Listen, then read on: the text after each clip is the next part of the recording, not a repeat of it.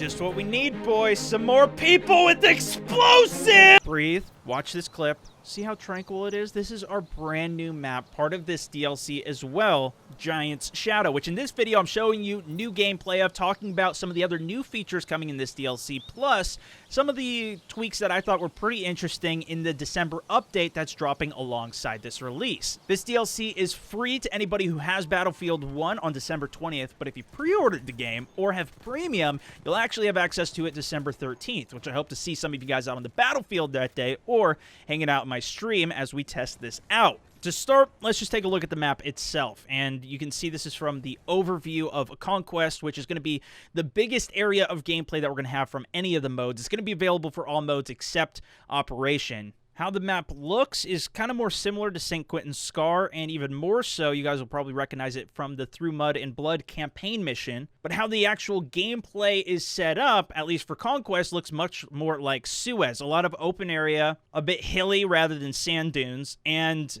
very linear with all the points horizontally laid out, and actually having 2 points in the middle at this downed airship. I immediately thought about mating another airship behemoth with the downed one, but the behemoth on this map is actually going to be the train. Not all is lost for the vehicles, though, because as you can see from this clip, this shiny new camo that just got blown up is going to be introduced into the game alongside a whole plethora of other ones, which you can get from battle packs, just like you can for the weapon camo. So you might need to spend a little bit of change in order to get the bling. What's even better, though, is Spectator mode is finally here, which means you can get some sick shots of those camos. Go in-game first-person, third-person, or even just free roam with camera around to get pictures, clips for videos. I mean, I'm super happy to finally see this in the game. They've also expanded the custom game rules with a new option called Standard Issue Rifles, which limits players to only using the guns that were made by their country. They don't have any optics or any variation on it, and it's supposed to give you what they say a more classic World War I feel,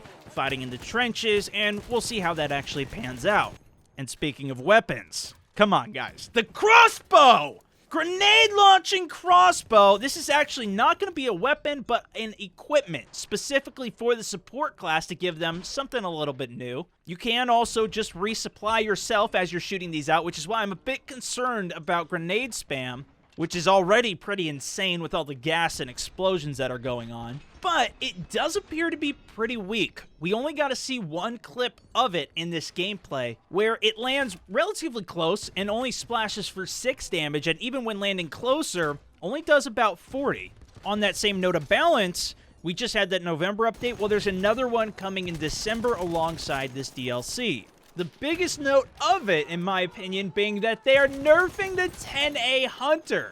Alongside it, though, they mentioned the M97 trench gun and the sawed-off shotgun, reducing their distance for that one-shot kill, which is what's making these so overpowered. It's not game over for the shotguns, though. The M97 is actually getting a buff with an extra pellet in each of the shots, plus the 12G shotgun's getting more accurate, and all the backboard shotgun variants are going to have improved range. LMGs also received a buff, yet another one, this time decreasing their accuracy again, but more for the medium and close range. There's also slightly slower reload timers, and the Lewis gun will overheat even slower. Hidden a little deeper, something I can't say that I'm pleased about personally, there was a couple changes to the sniper, in particular the Martini rifle, which is now going to have a 0.9 multiplier on the lower torso and a 0.75 multiplier on the forearms and legs, which is going to decrease your chances of getting those one-shot kills with it. There was also a couple very minor tweaks to timing in terms of the reloads for some of the snipers, but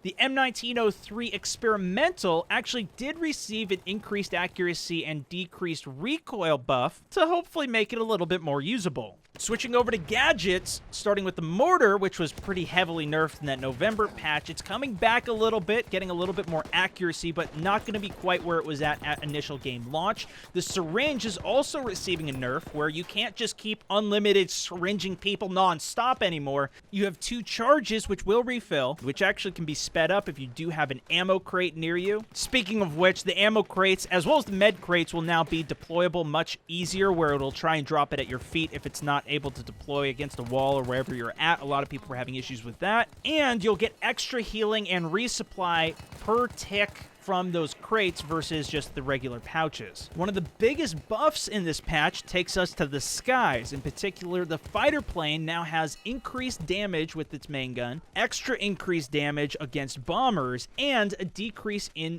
the overheat rate, so you can shoot it for longer. The rockets variant for it also has an increased bullet velocity, so it'll hit your target faster, should make you a little bit more accurate.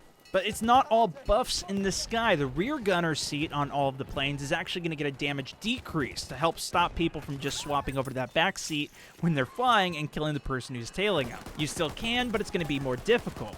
Back to the ground, the land ship is actually getting quite a nice buff, now having the same amount of armor as a heavy tank. And anybody on the team can now spawn directly onto that land ship just like they can on the heavy tank. They're also trying to balance that heavy tank out a little bit more by making the emergency repair no longer do 30, but instead only 20, which on a vehicle with so much armor should make a nice difference. While all of these things are relevant to the entire game, they made even more specific tweaks to the hardcore mode. In my opinion, one of the biggest changes being that the damage multiplier is no longer 200%, but rather 125%, preventing snipers from being able to one-shot you from any range, hitting any body part. They're also tweaking the UI, which, of course, in hardcore is already very minimalistic. They're adding a map, which you can pull out, see where you're at, but it's not going to show you where other players are. It's not going to show you even where the objectives are. And while they're not adding any confirmation of kills, they are adding confirmation of team kills. So at least new players to the mode who might be killing some of their teammates can learn quickly that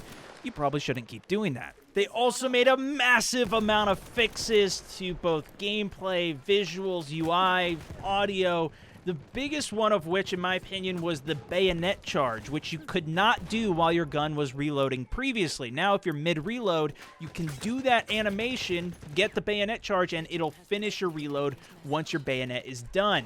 They also decreased the range of the stationary AA to keep it a little bit more central to the area it's supposed to be defending rather than giving it any type of offensive benefit. They also tweaked how vehicles shot from third person, where previously it was coming from a little bit higher, more towards where the camera angle was, rather than out of the actual barrel of the cannon, which means you could shoot over some rocks and things that you really shouldn't be able to. That will now appropriately shoot out of the barrel and hit rocks if they are in the way. One of the more frustrating fixes that they also made was leaving a capture zone in Conquest and then re-entering it and not getting points. And friendly mortars showing as deployable locations when it just ends up putting you back at your teammate where he actually is, or trying to spawn on a vehicle or cavalry and not getting the vehicle but still being stuck with the kit. There was a massive amount of changes in this update, just like there was for the November one, and these were really some of the key highlights that I think you guys will now have an advantage on the battlefield for knowing and at least know everything that's coming. So share it with a friend.